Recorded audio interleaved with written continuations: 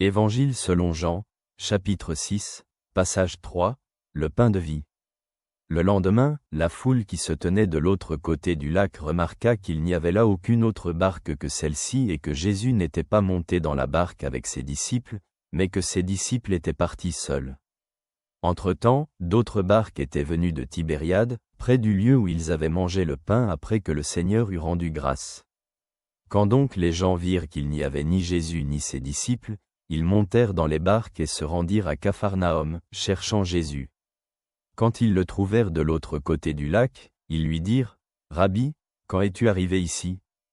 Jésus leur répondit, « En vérité, je vous le dis, vous me cherchez non parce que vous avez vu des signes, mais parce que vous avez mangé du pain à satiété.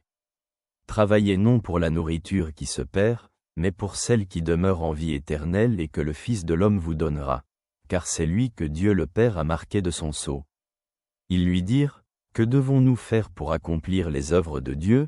Jésus répondit, « L'œuvre de Dieu, c'est que vous croyiez en celui qui l'a envoyé. » Ils lui dirent, « Quel signe fais-tu donc, pour que nous voyions et que nous te croyions?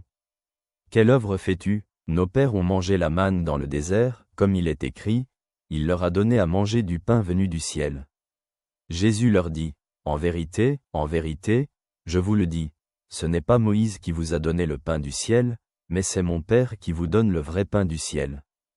Car le pain de Dieu, c'est celui qui descend du ciel et qui donne la vie au monde. » Ils lui dirent, « Seigneur, donne-nous toujours ce pain-là. » Jésus leur répondit, « Je suis le pain de vie. Celui qui vient à moi n'aura jamais faim, et celui qui croit en moi n'aura jamais soif.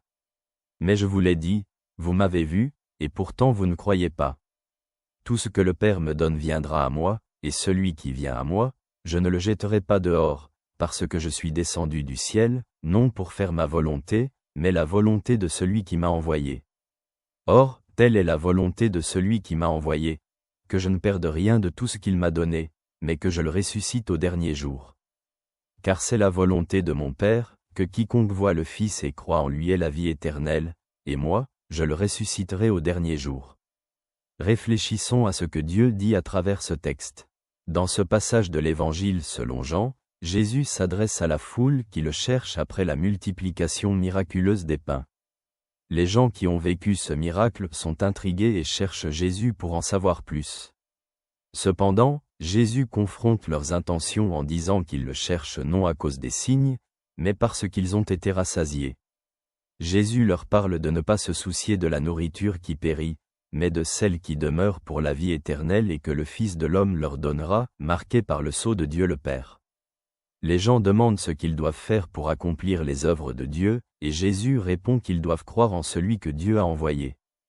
La foule demande à Jésus un signe pour croire, en faisant référence à la manne que leurs ancêtres ont mangée dans le désert.